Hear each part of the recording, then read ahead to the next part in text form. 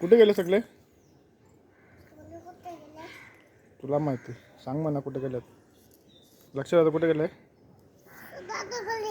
आणि नाना? नाना कामाला गेले. ओके. तू कुठे चालली आता?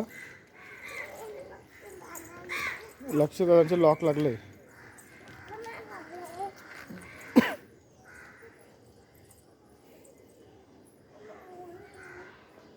अरे लॉक लागले दिसत नाही तुला? ये चल.